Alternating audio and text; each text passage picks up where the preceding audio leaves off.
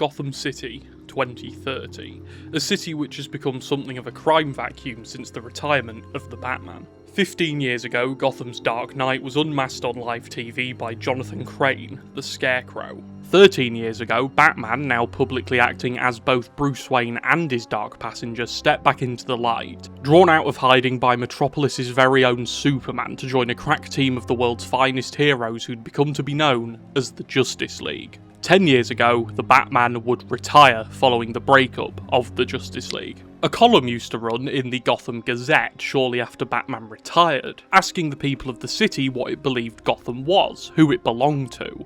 Gotham is us. Some delinquents wrote that Gotham was the Joker, Gotham is hell, Gotham is dying. They were all right. Some more so than others. It challenged the people of the city to think about who they are, what they want their home to be known as, and well, it was never anything good. That was until Batman went away again. Crime rates dropped, Wayne Enterprises began rebuilding the city one street corner at a time, and the city felt alive again. Of course, petty crime was still rampant, but nothing the GCPD couldn't handle, especially with their new Wayne Tech-funded equipment. When Batman left, it felt like Gotham had lost its shield again, but the truth was, Gotham didn't need a shield anymore. I wish I could sit here and tell you it lasted forever, but as you know, nothing lasts forever. The era of costumed maniacs had long since ended. The Joker, the worst of the freaks, had been dead for over a decade, and it finally felt like a new era had been ushered in. First it was the shift from the mob to the costumes, then the costumes to whatever came next. The thing that worried me though was just how this new transition was going to play out. Batman had been there to usher in and usher out both of these eras, actively fighting back against the idea of crime in his city, and who could blame him, having his parents ripped from underneath him in such a violent manner.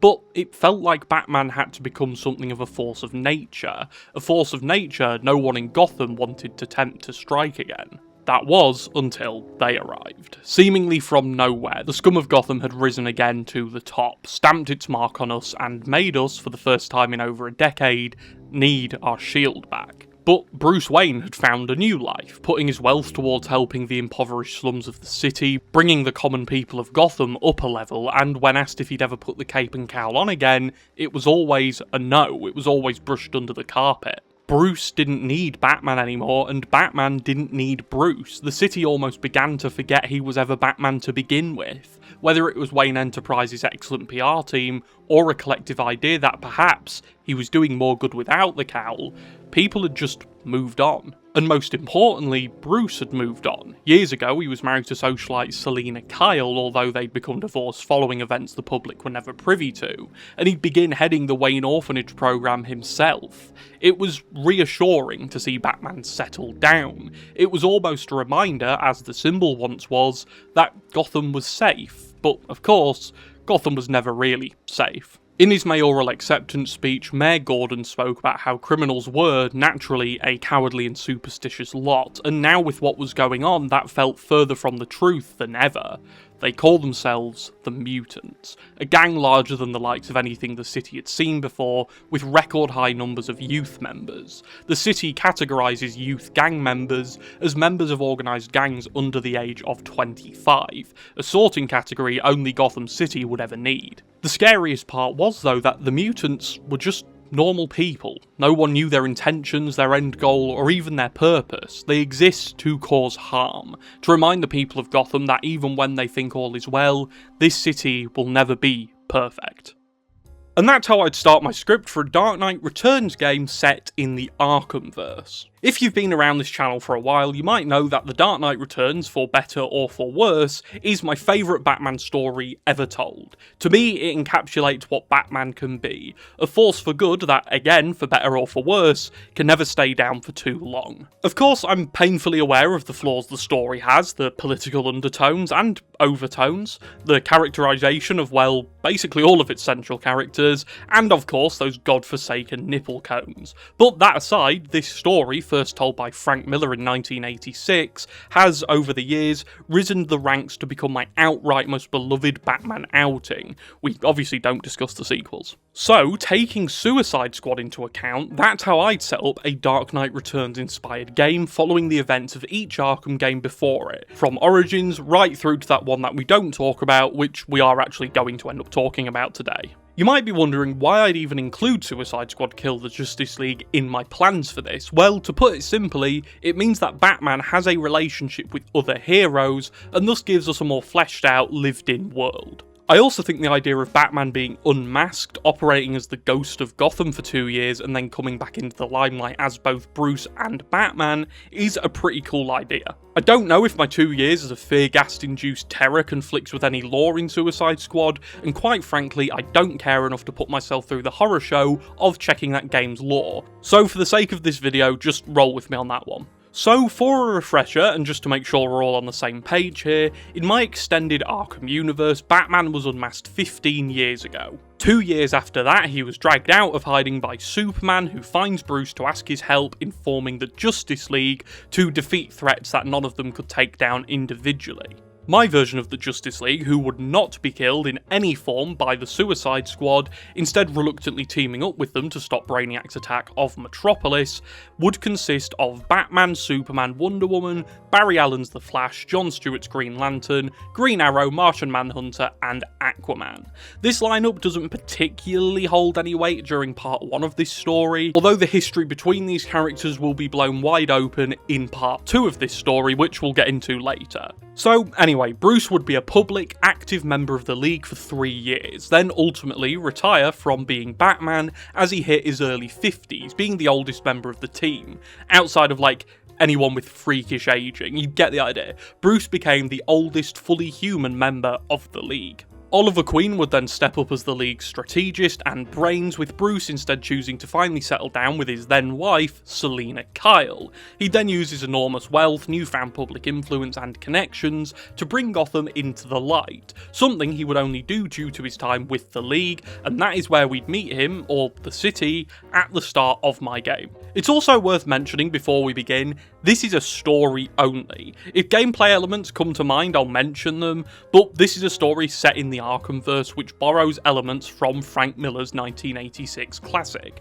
I don't know how to make games, and I don't want to think about that side. I just want to present my story idea to you, and leave you to fill in the gameplay side. Besides, it's an Arkham game, you know the important bits by now. There'll be stealth sections, there'll be combat sections, there might be some driving sections. It's not that hard to figure out. This will be the first part of 2, as I alluded to earlier. This first part will be dealing with Batman, Nightwing, and Red Hood, and the city as a whole. The second part will deal with Tim Drake and the other heroes, including obviously the Justice League mainly.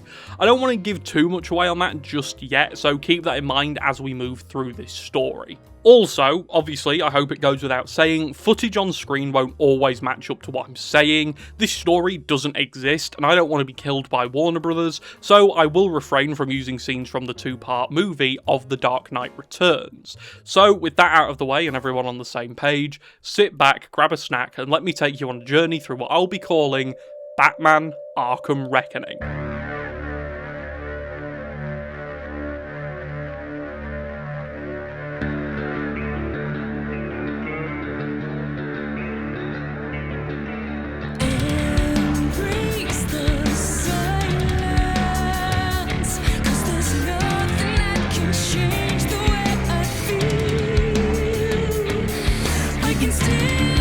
Taste the poison of every thought.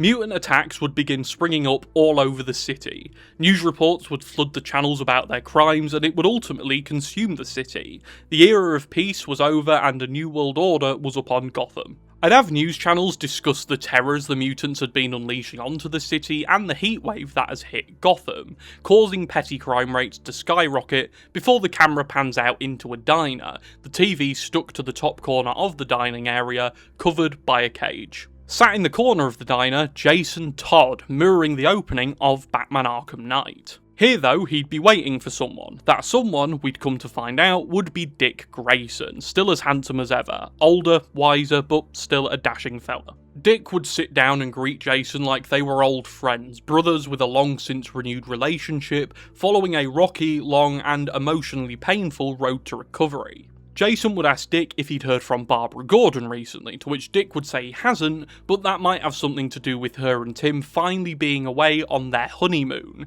It had been well over a decade since Two-Face dragged them away from the last honeymoon, so maybe it was about time that they got away, even if it is a decade overdue. Jason chuckles to himself and the pair order a black coffee and a cranberry lemonade respectively. That isn't important, I just thought it'd be really funny to see them order drinks. When the drinks arrive, Dick asks Jason if he's doing well in Gotham, and Jason just says he'd had his hands full with the mutants, but that's about it.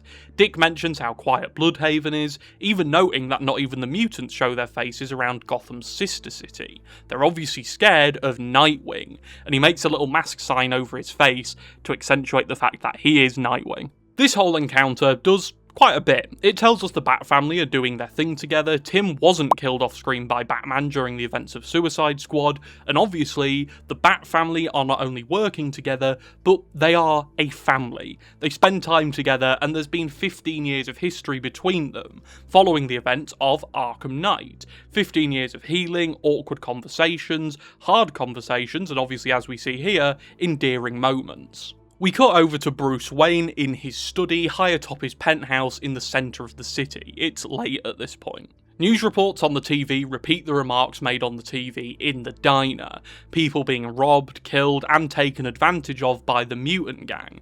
Bruce's hand would tighten around his glass. An aging Alfred walks into the room and he asks his son how he's feeling, given the date is slowly closing in on him. Bruce sits there in his chair, takes a drink from his tumbler, and tells Alfred he feels fine. Alfred knows he's lying, but goes along with Bruce's remark, reminding him about upcoming events, board meetings, dinner dates, things of that ilk. Alfred says Bruce needs to get over Selina and stop sulking. It simply wasn't meant to be. But Bruce assures his adopted father that he is over her. She wasn't a woman who could be held away from her goals for too long, not even by Bruce Wayne. Alfred reminds Bruce he has a dinner date tomorrow night with Mayor Gordon. Bruce stands up, takes another swig of his drink, and tells Alfred he'll go find his suit. Alfred, knowing Bruce and also wanting to rile him up a bit, asks which one, and Bruce just looks back at Alfred, smiles, and tells him not to worry. Bruce Wayne would make his way through the penthouse and through its halls, which are decorated with posters, awards, and reminders of all of the good Bruce Wayne had done for the city. Humanitarian of the Year awards dating back to 2014, a year after he would lose it to Ferris Boyle, photos of all of Wayne Enterprises' greatest successes, the biggest of them being the Gotham City Renewal Program, a program set up by the company just after Bruce Wayne returned to the spotlight, a program which saw Gotham's most economically unfortunate given a new chance at life. This was one of the ways Bruce would continue to truly help the city with his wealth, where he'd made donations, programs, and advances forward in terms of helping Gotham's less fortunate. However, we'd established that a large portion of the poorer side of Gotham's population aren't exactly fans of Bruce Wayne. Batman had caused them years of stress, pain, and obviously medical bills. His crusade stoked the fire that was the eternal cycle of poverty and crime that riddled Gotham's underworld, and those who were forced into it due to their circumstances. Bruce wasn't the golden child of the city, and a huge portion of that city hated him, blamed him and his company for their circumstances, and this meant that anti-Wayne groups had formed in the city. They sure didn't outweigh the supporters of the Batman and of Bruce Wayne and their crusades, but they were vocal enough to get the Gotham Renewal Program back up and running, untainted by the mob, and actually here to help. Bruce would continue through his hallways and eventually come to his wardrobe. He'd swing it open, find his suit, and we'd cut away to the White House. Or DC's version of the White House, if you want to avoid any actual political disputes. Now, this is where you have to start keeping track of who's doing what. I'm going to go over this again in part 2, but I thought it would be important to set up here. So, you might be wondering why the Justice League split up here. I mean, with Batman gone and Oliver Queen stepping up as the brains of the operation, it seems strange they just break up. Well, I'd have it explained to the player through audio logs, Easter eggs, and some direct lines in the story that the reason the League broke up was due to differing political ideologies. I usually like to keep politics firmly out of my writing, but here I think it's light enough and the angle I'm going for is widely known enough in superhero media for it to work quite well. I'd have off-screen, or in a potential playable Justice League game, to sort of bridge Suicide Squad and Arkham Reckoning together, a Civil War-style storyline. In this storyline, the US government would become tired of rogue hero teams taking it upon themselves to operate on American soil and foreign soil to solve disputes. This would mean the government would put their foot down and tell the heroes to operate as ambassadors of the United States or retire, becoming faded memories of the golden age of heroes. Wonder Woman would instantly decide she's going to head back to Themyscira, seeing this whole situation as a way to hinder the good that they could do, but the other 7 members of the League would have to pick sides. Green Lantern, Aquaman and Superman would all fall in line. My reasoning for these picks are that Jon Stewart is a military man, he's red, white and blue, so I think it makes sense he'd choose to work under the government once again. Superman, however, won't be written like he was in The Dark Knight Returns. In fact, that's one of my main gripes with that story. Superman being written like a weird freak who just does whatever the president says is just odd. I do think, due to him being a born and bred American for the most part, who genuinely believes in using his powers for good, he'd want to continue operating as a hero, but within the legal limits set by those above him. But I also don't agree that working under the government's guidelines would turn him into something akin to Zack Snyder's portrayal of the character.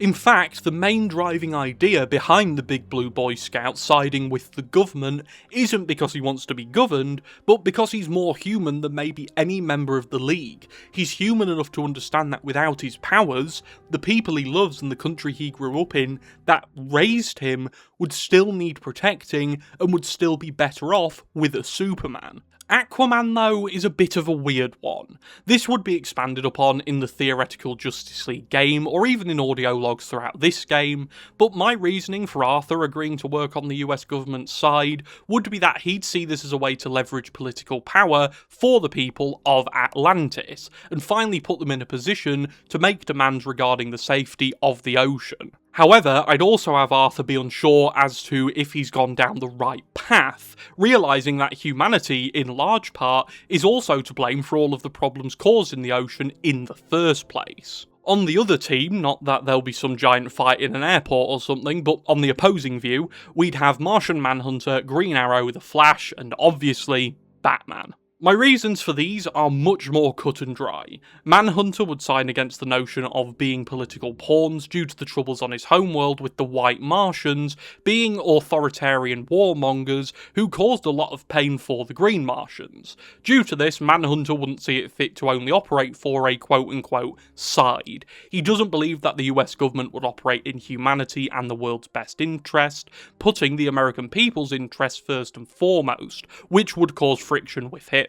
The Flash would side with Batman because he thinks the world of Batman, and as a previously independent quote-unquote vigilante-style hero, I don't think he'd agree with only doing the good he's told to do, not the good he can actually do. And obviously, the same would kind of go for Green Arrow and Batman, as vigilantes who'd spent years fighting for peace and hope in their respective cities, who'd then go on to defend the globe from intergalactic threats, such as Brainiac, and maybe, by this point, even Darkseid.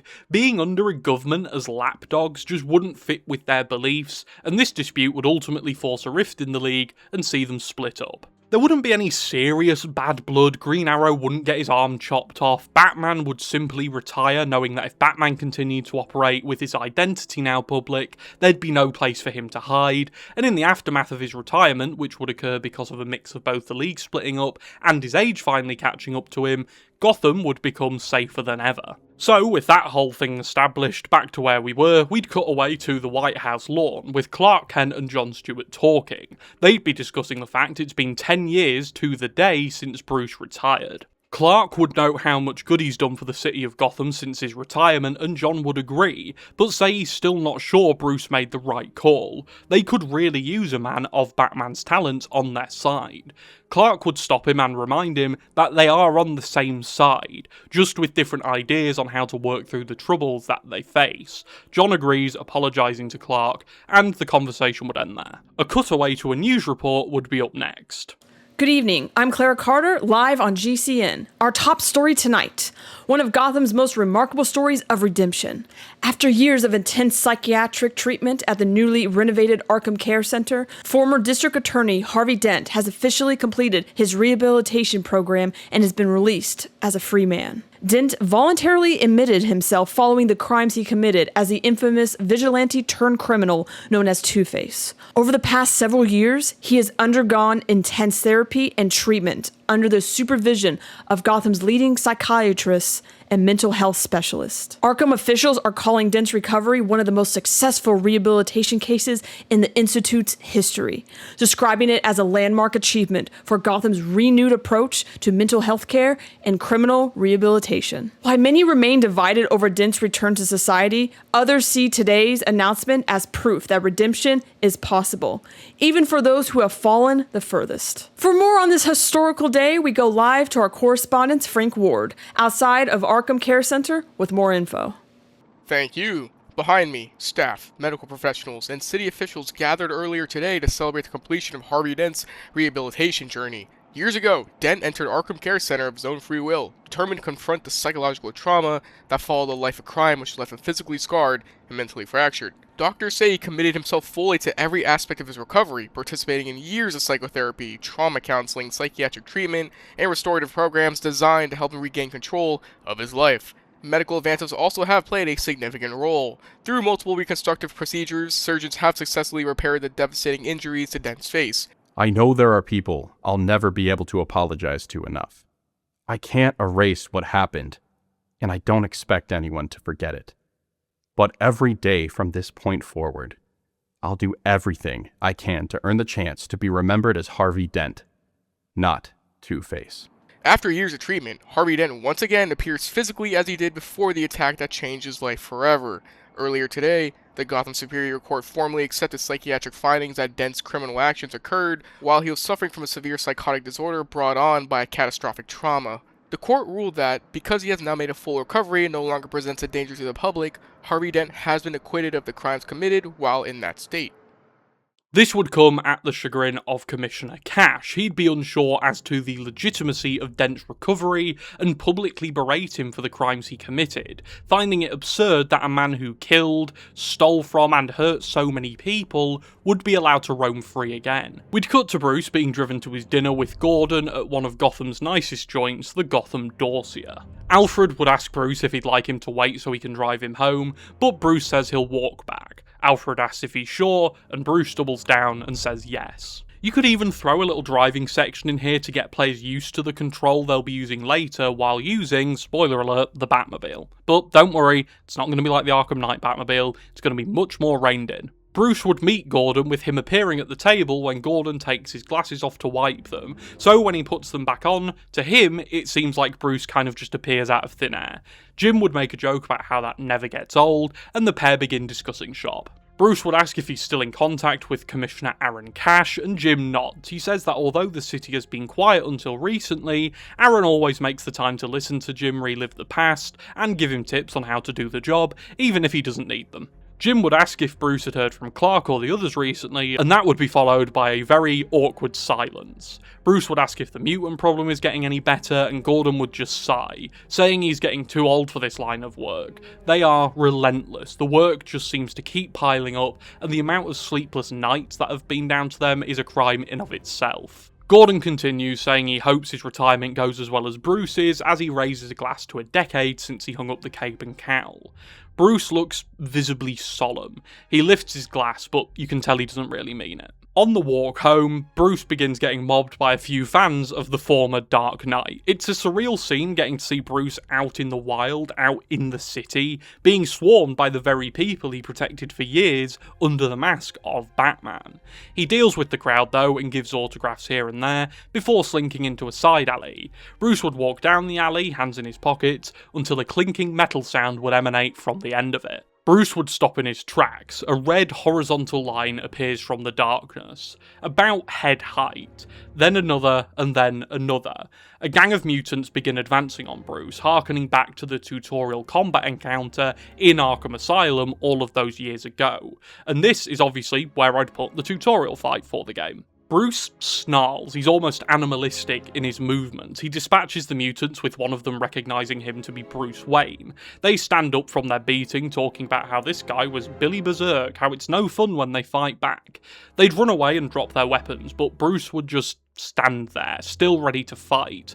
But then he'd drop his guard, almost breaking down. He hasn't felt like that in a decade. That rush, the feeling of stopping criminals, of never letting what happened to his parents happen to anyone else. He imagines if instead of him being in that corner in the alleyway, it was a family who couldn't fight back, who'd have no choice but to face the mutants, not knowing if they'd see the light of day ever again. Bruce is visibly angry. He continues his walk home and gets back to the penthouse. We jump forward a few hours in time and see Bruce Wayne in bed. It would be a nightmare sequence. He'd start fighting his old foes, being poisoned by Joker back in Arkham City. He'd get punched through a wall by Bane, aging as he fights back. He then walks through a hallway and Harvey Dent is at the end. The Rat King is there, just staring at him. He'd then morph into Two-Face, then back to Harvey, all while lamenting about how he was Bruce's brother, yet he still didn't save him.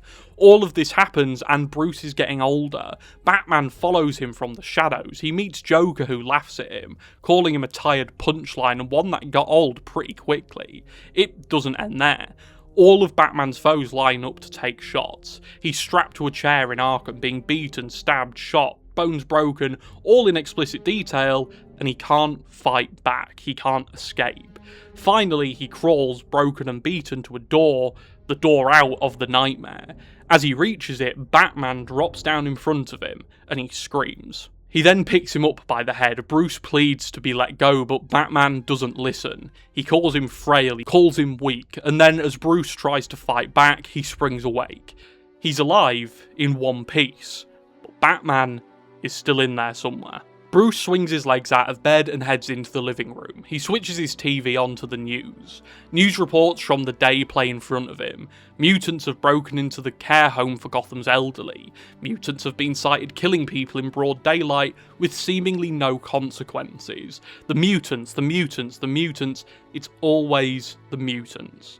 Bruce sits there, breathing heavily. He runs outside to the balcony and leans over it, staring down at the city he calls home. The city he's protected with his life, with his body, and with his legacy for nearly 4 decades. It's falling apart. The streets are empty. People are too scared to leave their house anymore. The mutants have ruined this place and laid it to waste. He stands there and he says, "No more." He goes back inside and sits on the end of his bed. His father's final will and testament would echo in his head. These would be the lines from the father to son Arkham Knight trailer. He'd say, "I ask that you never abandon this city to fate. We have lived through dark days and there's no doubt there are more to come." A news report continues in the background. We'd pan over to it away from Bruce and it would be the weather report. The correspondent points at a weatherboard. And to round out this week of chaotic weather, Gotham is due to be hit with a storm, like the wrath of God has come to town. We'd get a short montage of a creature stopping crimes around the city, thieves brought to task, pimps taken out, carjackers pulled over and arrested. For a moment, it seems almost familiar, almost ritualistic, one crime to another, one more person saved every time we cut to the next violation of safety committed by one of Gotham's thugs.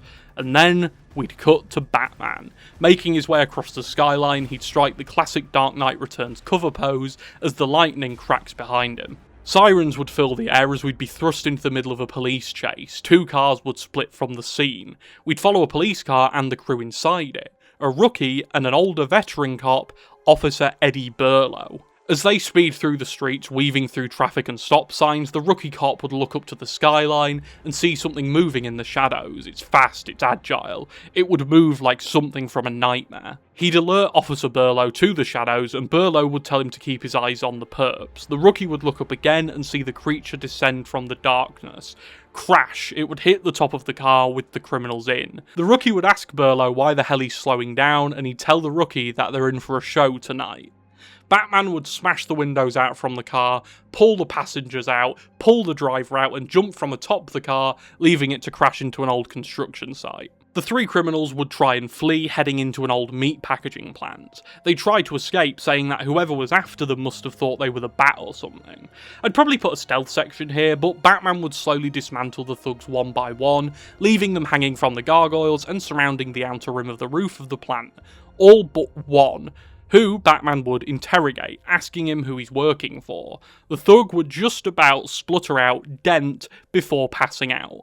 Batman would note how he hadn't had anyone pass out on him during an interrogation in a very long time. He'd then get really confused. I mean, Harvey Dent, he went into rehabilitation following the incident with Tim. Why is he committing crimes again? It's been years. We'd cut to the crime scene a few hours later. Jason Todd would arrive on the scene. He'd ask what the hell happened here, and the officers would just look at him and make a remark that they thought it was one of quote-unquote your guys. Jason would shake his head, and Eddie Burlow would pipe up and say it was Batman. Jason would just look at him and call him insane. Bruce has retired, and he isn't dumb enough to pop his head back above the waterline when the government would take issue with that. Is he?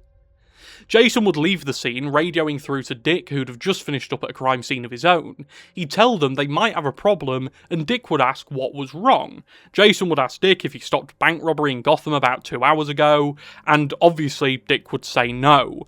Then there'd be an awkward silence, and Dick would simply say, He wouldn't. A news report would talk about sightings of a winged creature scouring Gotham's skyline. Well, Gotham, it's been a busy night.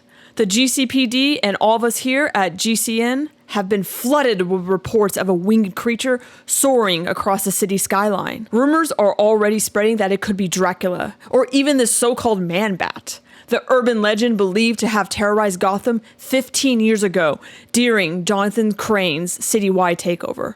But if you ask this reporter, there's only one explanation. Batman is back in Gotham. We'd see Bruce the next day getting a massage from Alfred, who would ask him where he was last night. Bruce would say he was out sightseeing, and Alfred would tell him to be serious. He's too old for this. Bruce would say he feels more alive than ever, and Alfred would continue by saying he was talking about himself. That night, Batman heads out and hunts down one of the guys he interrogated last night. He lures him into an abandoned building under the pretense of meeting the boss to discuss what happened to the other half of the money from last night's bank job. The thug walks in and is jumped by Batman. The thug trips backwards through a glass table and knocks himself out, and Batman takes him to the top of the apartment building and wakes the thug up. Batman meets Commissioner Aaron Cash the next night on top of the GCPD. He tells him he needs to talk to him about Harvey Dent right now. Bruce says the thug said Dent was planning something twice as big as anything he's ever done, and it'll be a cold day in hell when quote-unquote the Batman shows up to stop him. He's also been told he's wearing bandages all across his face now, covering up completely. Cash theorises that Harvey might have ripped his face off again and tells Bruce that an old AW-139 helicopter and a Stryker armoured vehicle was stolen from Gotham's military base last night. Bruce inquires as to how he didn't hear about this, and Cash tells him that no one did until this morning when the General reported the vehicles missing. Bruce notes how it's odd that a military base just didn't notice 2 of their vehicles driving and flying out of the base in the dead of night, but what's more important is that Harvey Dent has relapsed on his treatment and he's planning something more dangerous than ever. Some would say twice as dangerous. The pair continue discussing the mystery of Harvey's next scheme, and Bruce puts 2 and 2 together and look over Cash's shoulder down the street. Twice as big, cold day in hell. The Iceberg Lounge is having its grand reopening since Cobblepot, formerly the Penguin, became a legitimate businessman in his old age. Well, Dent and Cobblepot never did get along really, did they? The next night, Batman posts up on a nearby building with a prototype version of his old line launcher. A helicopter would fly in. Showtime. Batman watches the chopper land on the roof of the newly opened nightclub and launches his way over.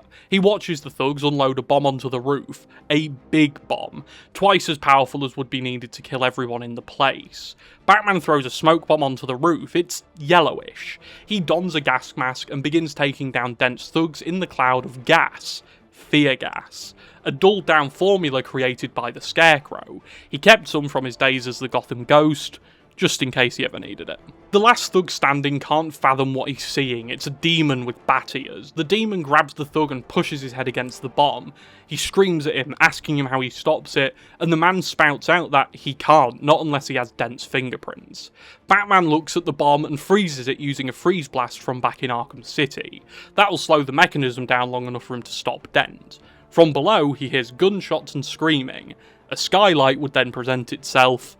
A perfect entry. Batman crashes through it and reaches for another fear gas pellet. No more, he only packed one. Damn it, he should have checked the stock. He drops down to see another bomb planted. 2 bombs. One on the roof frozen and one down here. Harvey sees Batman and tells him to leave him alone before the helicopter on the roof drops a ladder down and Harvey Dent runs for it. Batman throws a freeze blast at the other bomb. He then throws a batarang and chops one of the lines for the ladder. It cuts, but Dent begins trying to scurry away. Batman takes out the thugs in the ballroom, checking that the bomb down here was definitely frozen. He would then grapple up onto the chopper and begin taking out the pilot. Dent makes his way up the ladder as the chopper flies left to right, swaying him around. He jumps Batman and the pair tumble out of the helicopter. The pair fall separately. Batman pulls out the grapple gun and fires it into a building, arching the fall so he can grab Harvey Dent and swing them both into the nearby building. They crash through the window. Dent rolls away as Batman lets go of him. Give it up, Harvey. It's over. Put the gun down. Bruce, is that you? I thought you... Batman is dead. So what are you? You can't be here. You of all people should know how it feels to give up on the mask you thought would protect you. Harvey, take the bandages off. Let me see what you've done to her. To myself? Bruce, after all we've been through, after all they did to me, you choose to blame me? I thought you were my friend, Bruce. I'll take the bandages off. I'll let you see what they did to me. What I really am. Harvey takes the bandages off, clawing them off of his face, crying and breaking down. Batman begins to step back, expecting Harvey's face to be gone completely, but no. Both sides match. He's Harvey Dent again, at least on the outside. Bruce looks down at his former friend, his brother. He says nothing. The police arrive, and Batman disappears. Cut to the next day, Bruce, aching from the previous night's events, begins looking into the mutants. They operate under a cult mindset. If one goes down, the rest go down. But they're also fiercely loyal, making sure to never disobey an order from the leader. The TV in Bruce's penthouse begins showing static. The mutant leader has hacked into the comms and is making an announcement. Gotham City, your final warning. Stop the fight against us. You will not win.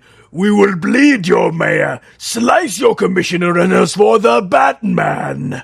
We will tear him. I will tear him limb from limb. And he not gonna be able to hide this time. Bruce Wayne, if you're listening to this, be afraid. The mutants will find you. The mutants will kill you. Stay away, old man. Stay away. The broadcast goes back to normal, and Alfred tells Bruce he needs to be careful. He can't just go and fight this man anymore. He's huge, he's in his physical prime, and if they ever came to blows, he'd almost definitely kill him. Bruce tells Alfred he's not worried about the leader. He's more interested in this, a case that hadn't made it to the press thanks to the Commissioner. A small splinter cell of the mutants, known as the Sons of Williams, had recently been caught in the act of kidnapping Kevin Ridley, the heir to the Ridley chewing gum family fortune. The mutants managed to escape via the sewers, and their whereabouts were currently unknown. Bruce explains how his first priority is to save the boy. Then he's going to have a little chat with one of the mutants' lieutenants. The leader wouldn't have just sent anyone out of the gang to do this job. That night, Batman heads out and enters the sewers at the last known location of the kidnappers. He finds evidence of the mutants, finding dropped bullet casings and food wrappers, and some ammo, probably from some sort of LMG. He tracks them through the sewers and comes out at a manhole cover which leads underneath an old warehouse in Gotham's docks. Batman enters the warehouse and finds the room with 4 mutants, all armed, guarding Kevin Ridley, the kidnapped child. He scouts the room out and finds a weak wooden wall. He notes that, were he 20 years younger, they'd all be lying in a puddle of their own blood and broken bones before they knew what hit them. But he's not 20 years younger. He's Batman, a dead myth born again in the light of Gotham's endless necessity to breed misery. Enough self-doubt. He uses a remote batarang, throwing it and controlling it through a window. It knocks one mutant out, and the other mutants know it's Batman.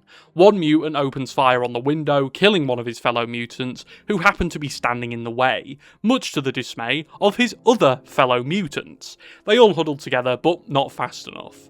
Batman comes through the soft wooden wall and takes one of the thugs hostage, grabbing his LMG, the same LMG he found bullet casings for in the sewers. Batman drops the gun but knocks the mutant out in his grasp. He kicks the gun towards the mutant who still has one bit of backup behind him. Batman presses a button on his belt and the gun blows up at the foot of the mutant holding Kevin.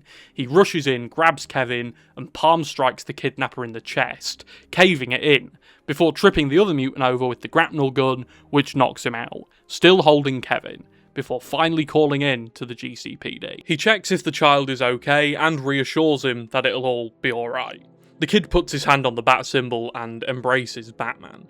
We cut to the GCPD at the scene with Kevin safely nestled in a cop's arms. Eddie Burlow comes into the room where Batman took the kidnappers down. He notes that 2 mutants are here, the third is riddled with bullets on the bottom floor, so where's the 4th? We cut to a black screen. Do you know who I am, punk? I'm your worst nightmare. The type you thought couldn't be real. But make no mistake, son, I'm very real. Where am I? Right now, Lieutenant, you're in no position to stall. So I'm going to ask you some questions and you're going to answer them. The name's Adonis, Spud. Wait. How'd you know I was the right-hand man to the leader?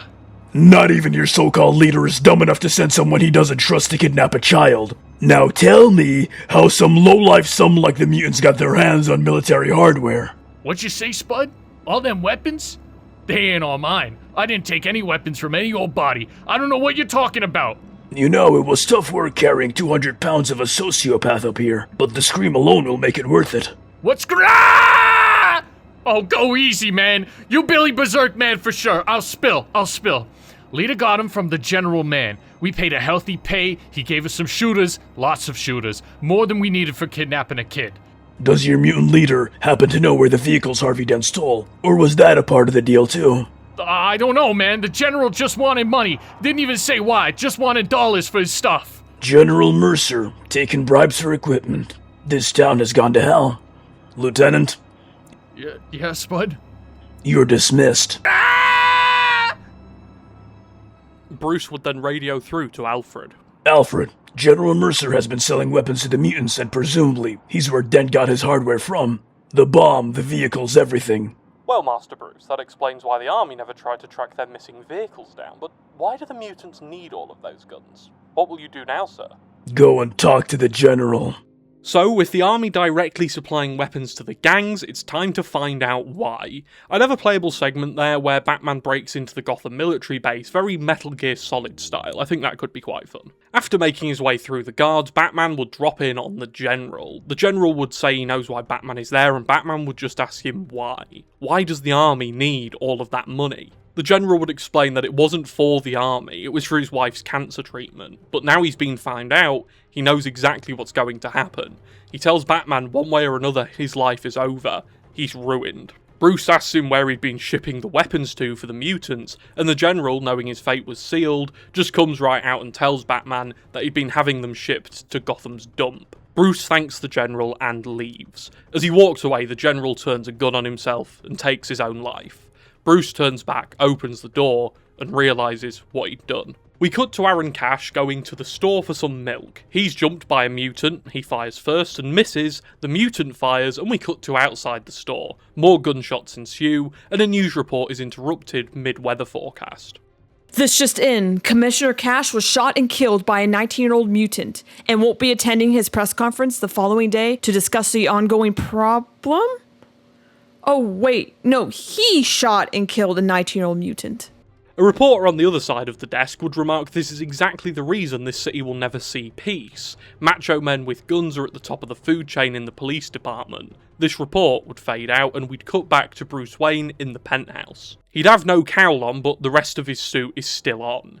He looks down at his cowl and talks to it like it's real, like it can hear him. He says the cowl did it again, he flew too close to the sun. Stupid, reckless. He continues saying that this is why Batman had to die in the first place. He was a disease. He forced a man into suicide, and this isn't what Batman was supposed to be. Alfred comes in and he asks Bruce what's wrong. Bruce tells him that General Mercer killed himself tonight because of him. He widowed a dying woman so that he could show that he had power over a man trying to save her, and now she'll die too. Alfred reminds him that Bruce didn't kill anyone, it isn't his fault. Mercer made his choice when he sold those weapons and made the mutants into a militia. He knew the game and he played a bad hand. Gotham needed something more now. Maybe Batman wasn't a symbol of hope anymore, but a symbol of resilience, of getting back up and fighting, even after failing countless times. The events go on to really affect Bruce. He's been out of the game for a decade, and in his comeback tour, he doomed 2 people to fates worse than death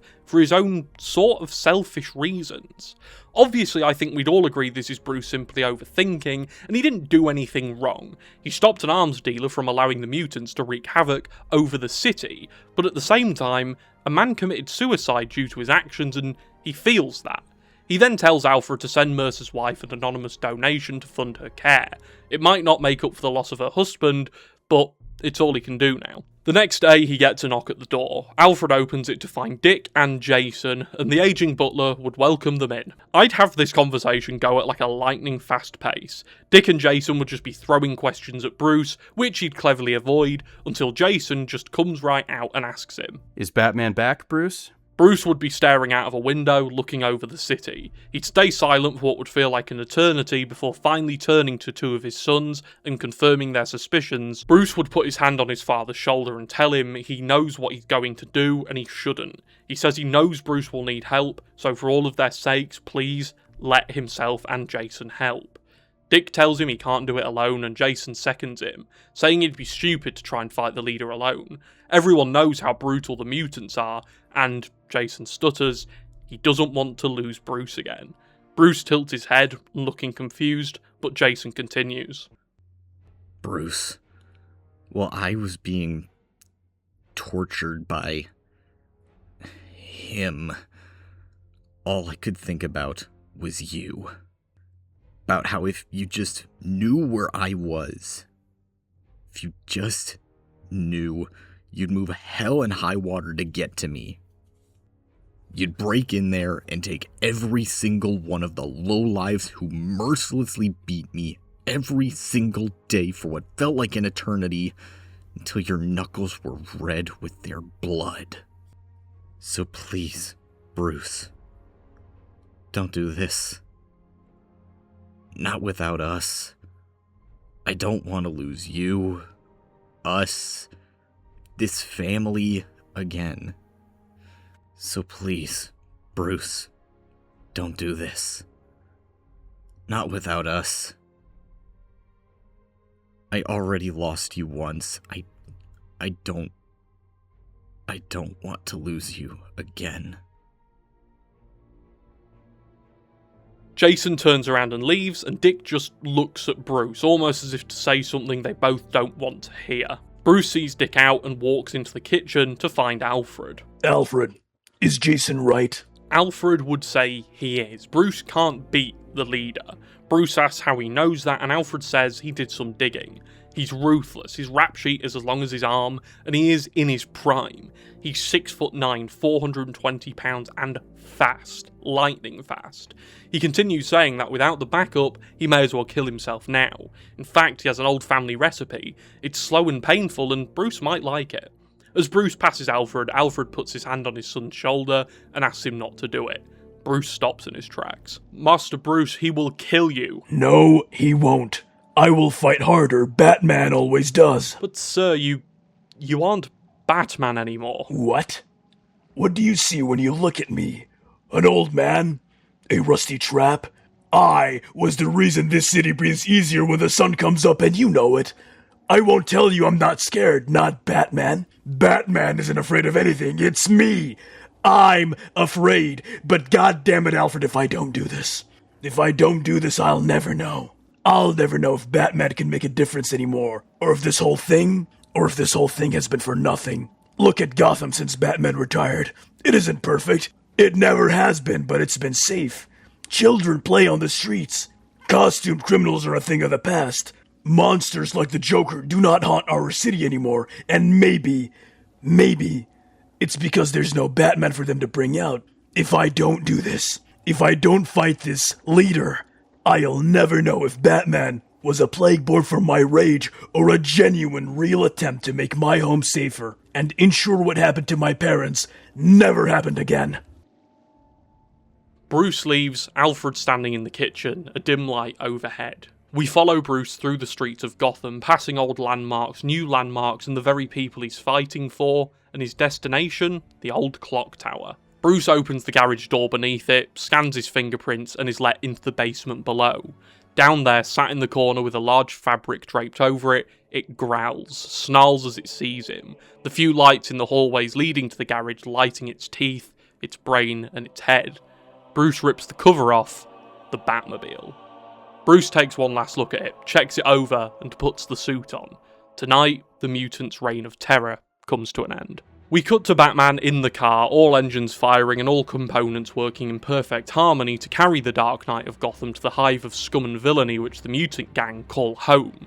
Once he's there, Batman scouts the location out. It's teeming with mutants, all armed to the teeth and hungry for blood. They won't get any though, not tonight. Batman gives them one warning using the car's PA system, they don't listen, and they open fire. Bruce fires back, using non-lethal rounds to disperse the majority of them. While in the car, he notes that while they wasted their ammo on him, unless they had an ICBM, he was safe. He had all the time in the world to take back his home. After thinning their numbers, with some scurrying away once they saw their friends get taken down by the gun sat on top of the car, a black prototype Lucius kept back just in case the need ever arise to even the odds against the rising tides of evil, the leader would emerge. He screams at Batman and calls him a coward, saying that if he was a real man he'd leave the car and fight him, face him like Batman would have done years ago. Bruce sits in the car, Alfred's words echoing in his ear. You aren't Batman anymore, he'll kill you. Bruce wallows in this for what feels like an eternity, before saying, I have to know.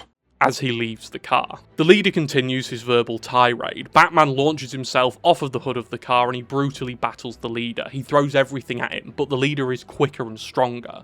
This is the first time another person has been able to beat Batman by using pure speed and power since, well, forever. He's outmatched, and Alfred was right. This would not be good enough. He failed Gotham. The leader begins pounding down on Bruce's chest and head, breaking him all over and holding his body up like a trophy. He throws Bruce down and Bruce stands back up, powering through the pain. Batman wipes the blood from under his nose. The leader rushes at Bruce and Bruce sidesteps him and sends the leader flying into a pile of rubble. He bounces back and the two start throwing haymakers at each other. Batman breaks the leader's nose and for a while he gets the upper hand. He continues his assault, but the leader counters a kick to the head, throwing Bruce to the ground and capitalizing on it, stomping him into the dirt.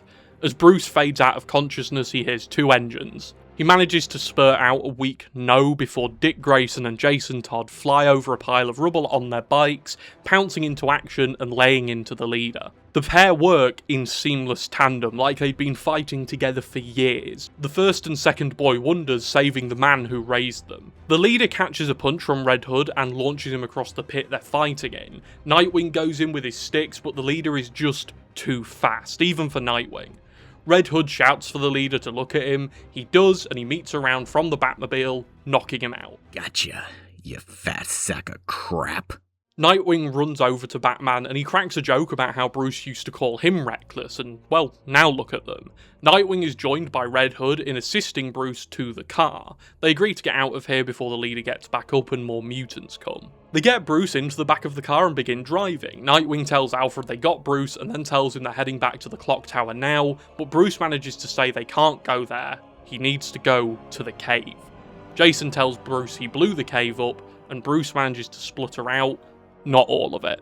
We'd see Dick driving the Batmobile back to Wayne Manor where it all began, and a place they all called home for most of their lives. It's barely there anymore, left to rot and turned into something of a monument to a bygone age of vigilantism. Dick manoeuvres the car through a waterfall and into the remains of the Batcave. He drives into the old parking bay and jumps out with Jason, all three men now sans mask. Bruce crawls out of the Batmobile and he pushes Dick and Jason aside, telling them to leave him alone for a second. He stumbles and goes into the waterfall in the cave. He takes his suit off, now destroyed and torn, and rests. Bruce begins speaking into the void. He talks to Batman. Where are you? The void lays silent. It says nothing to him. I'm not finished yet, and you're not finished with me. We flash to Bruce at his parents' funeral, looking over at his mother, then at his father. His father's hand grabs his own and Bruce stumbles back. When he heads back to his father's casket, it's Batman. A bat in the far corner of the cave begins flapping its wings, almost revving its engine. You're never finished with me, are you? The bat roars into life, its giant wingspan taking up the screen and Bruce's vision. It flies directly at Bruce, but turns right at the last second, yielding to him. Meanwhile, Nightwing begins checking the leftover tech in the cave. Some of it still works. The mutant leader is arrested following the GCPD storming the dump, rounding up and arresting a ton of the mutants, and most importantly, after firing enough tranquilizer rounds at him to put a horse out of business for a week, they do apprehend the mutant leader. Bruce leaves the cornered off section of the cave, now walking. He sits down and Jason and Dick ask if he's alright, and he says he'll live, but the leader is still out there. Dick and Jason look at each other as if to say like, you hear this guy? He's insane. And they tell him he can barely stand, let alone fight again. Bruce, you could have died tonight if Alfred didn't tell us where you were going. Do you hear me? You could have died. Where would that have left us? Left Alfred. Damn it, Bruce. All of those years of training, all of those years of you telling us we couldn't win alone, and yet you pull this stunt. If me and Jason weren't there... But you were there, Dick. You were there. You know what I mean, Bruce. You should have listened to us. To me, Jason, Alfred, all of us. We don't want this to be your end. The city needs you. We need you. Bruce says he knows he was wrong. He knows he didn't stand a chance, but now he knows. Now he's learned what he needs to learn. The pair continue trying to tell him the only thing he learned is that he can still take a punch, but he stops them. He says he's learned a lesson he learned long ago that was forgotten somewhere along the way. He learned that he still needs his family, in life as Bruce Wayne, and in life as Batman. He tells them he'll rest and get back to full health, then they'll take the leader on together, show Gotham that the city does not belong to the mutant gang. Jason asks how he plans to draw the leader out of prison, and Bruce tells him he's going to break him out himself. Cut to Bruce a week later, operating in Gotham City. This would be the first time we'd see Batman using solely his wits and his mind. His decade plus of experience operating in the city to take out some men who've cornered a woman in an alleyway. Bruce would drop down behind them, he'd tell them to take their hands off the woman and scare them to the point they run. Remember, theatricality and deception are powerful agents against the uninitiated. Or whatever Ra's al Ghul said that one time. Next we'd see Bruce at a crime scene. 2 dead bodies, both missing teeth. Bruce would radio through to Alfred, and he'd ask what the date was. The date was Monday the 9th of February. Strange, but somehow familiar. Bruce would scan the area and find DNA under one of the tongues. DNA from a dentist, Michael West. Batman would locate West's office, a dentistry located in the Bowery. He heads over there using the line launcher, grapnel gun and his own 2 legs to get him across the city, every step aching and hurting him, but also allowing him to feel reborn, allowing him to feel like this is right, that Batman is right. Whoever killed these people needed to be brought to justice. Batman would get to the dentist's office, breaking through the roof, and be greeted by a dead body in the dentistry chair, Michael West. Again, no teeth. Some work would reveal that the teeth, in the same vein as the other victims, were removed before the point of death. Whoever was doing this was trying to send a message, trying to lure Batman down a rabbit hole. After some detective work, he'd find a calendar with the date February 9th circled on it, today's date. Bruce would radio through to Alfred and ask him the significance of February 9th. Alfred would do some searching and come back to Bruce and tell him today is National Toothache Day. Bruce stops in his tracks and simply says, "Day." The Calendar Man. He's the only person who would even think of a crime this sadistic on this specific day. It's here Bruce would scan the surgery again and find traces of carbon steel. Steel only made in Gotham at the old Sionis steel mill. He notes the dentist's tools remained untouched, but in the man's mouth lay traces of this steel. So Julian was clearly using his own tools. Tools he could have only stolen from the mill. There's no way he'd be allowed to buy them. Not if any shopkeeper in Gotham wanted to keep their jobs. Batman heads out and heads to the steel mill, but as he makes his way over there, Alfred radios into him. Julian Day had been spotted by the GCPD walking into the entertainment mile on Miagani Island. Bruce redirects himself and begins heading towards Miagani. We'd cut away to Day. He'd be walking down the street and suddenly grab a hostage, pulling a tooth extraction tool from his pocket and holding it to her mouth, ripping one of the teeth out. He then pulls a scalpel out and demands he speak to Batman now, or the woman will be killed. Alfred hears all this from the GCPD radios and tells Bruce to get a move on.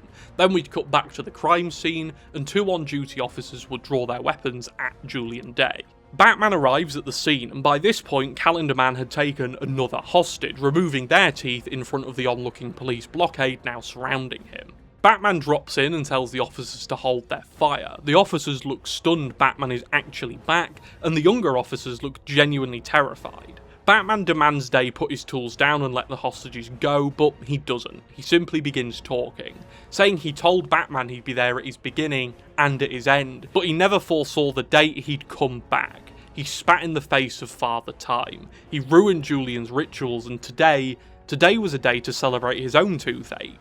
The walking toothache that had plagued him for over 2 decades. The Batman. Bruce just looks at him and furrows his brow. He tells Day he doesn't have to do this anymore. He's made his point. He's taken 3 lives in brutal fashion tonight.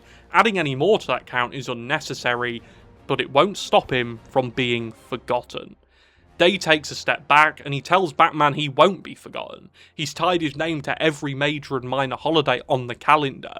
In some ways, he will live forever. Batman tells him that he won't live forever. The people of Gotham move on. They're survivors. That's what they do. He tells him to drop the hostages, or else. Day retaliates. He says the people of Gotham didn't move on from Batman. They just suppressed the memory and covered it up with the Playboy. With the man who runs this city, the Prince of Gotham, Bruce Wayne. Batman says that's exactly the point. Gotham didn't need Batman, it needed Bruce Wayne. And unfortunately for Julian, she has never needed the Calendar Man. He will be forgotten, and he will become a distant blip on this city's history. Julian just breaks down. He drops the hostage, and his mind is all over the place. The Calendar Man was there at the beginning, and now his end is here. No one will remember the Calendar Man. The city will move on. It always will, and it always does. Batman walks up to Julian, gets the hostages out of there, and arrests him. He takes him to a nearby SWAT van and tells him to forget about breaking out because he's done for. Calendar Man mutters about this being the day he was supposed to kill the Batman, and the doors slam behind him. I wanted to put a little subplot in here to show the detective and the more human side of Batman who doesn't need to break bones to win.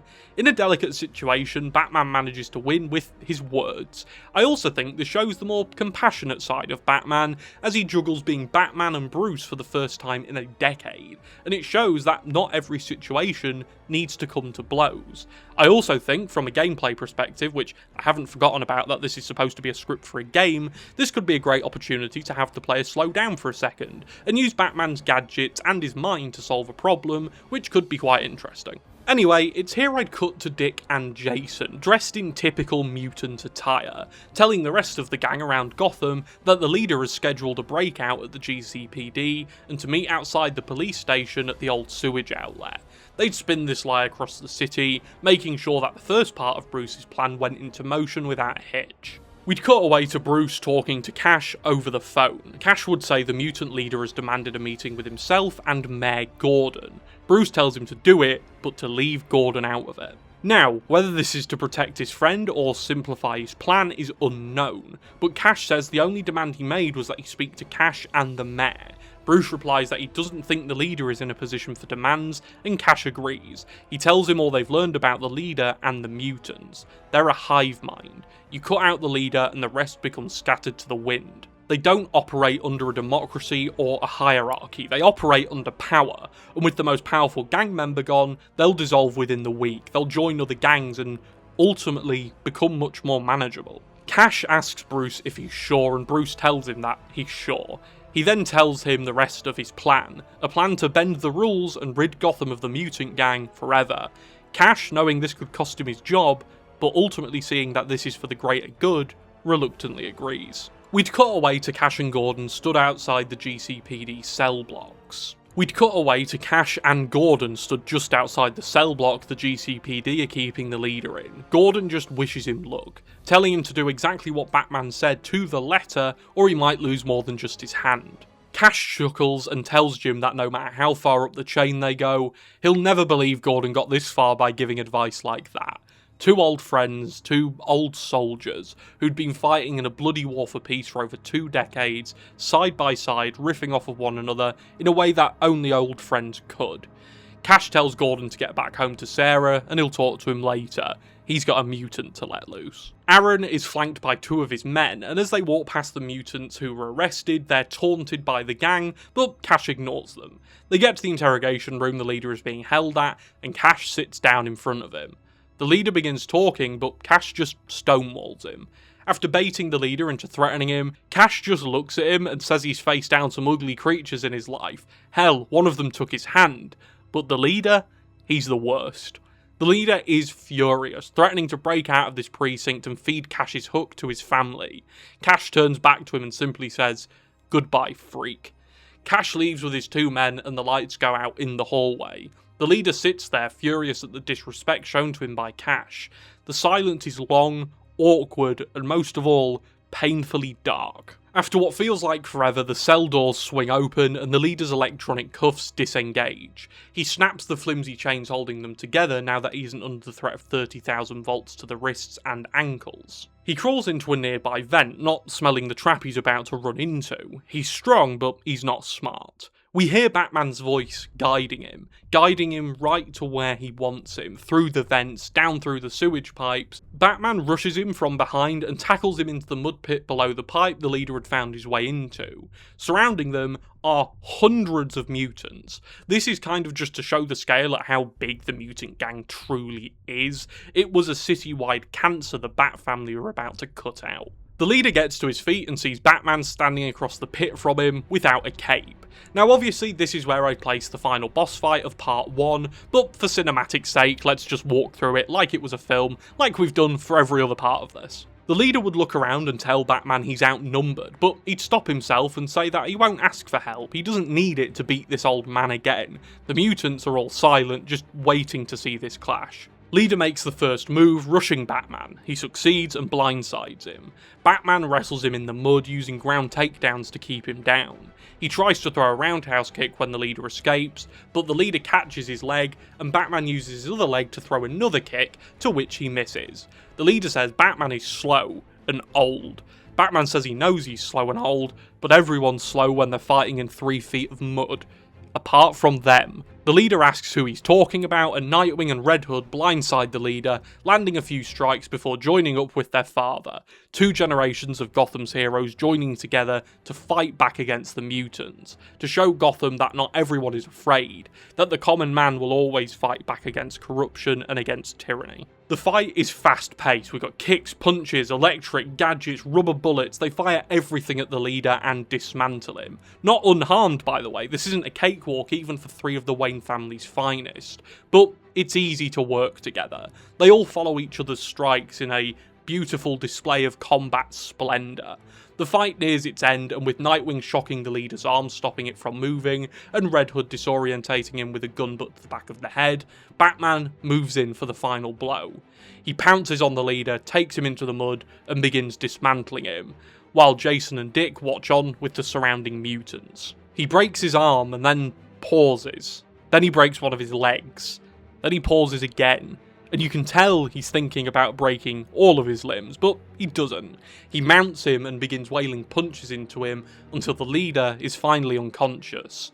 The mutant gang all step back in shock, because their leader has just fallen. Batman stands up, Dick and Jason looking over to him, and Bruce begins a speech to the mutants. Mutants, your leader is done for. He lost. You lost. Let this be a lesson. This city is not yours. It belongs to me. It belongs to the people. It does not belong to criminals, and it does not yield to you. Run while you can. This is your one chance. Make it count. As the onlooking crowd scatters, Dick asks Bruce why he let them run. Bruce says he knows they won't do anything now. They have no leader and no direction. Cash will round them all up over the coming week. Jason asks if Cash will round them up, or if Bruce will round them up. Bruce kind of side-eyes him, and Jason chuckles. The trio are left standing in the mud, the leader's body motionless below them, and Nightwing asks, So, who's lifting this guy out of here? I can't. My, arm hurts? The camera would pan out of the screen, mirroring the scene from the start in the diner, except now it pans into the kitchen at Bruce's penthouse. Bruce, Alfred, Jason and Dick are standing talking, sharing a drink. They hear a knock at the door and Alfred offers to go and get it, but Bruce stops him, saying he thinks he knows who it might be. Bruce heads to the door, past all of his achievements as Bruce Wayne, now with an added framed newspaper at the end. The headline reads, "The Dark Knight Returns."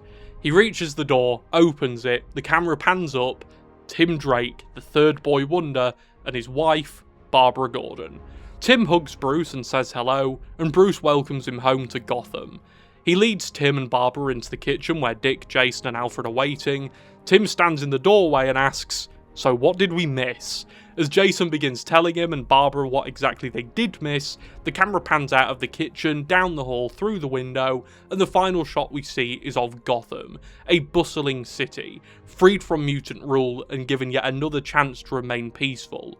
Not a good city, but good enough. The credits would roll, but would be interrupted by a post-credit scene, again at the White House. We'd follow someone walking towards the Oval Office where the President would be sitting.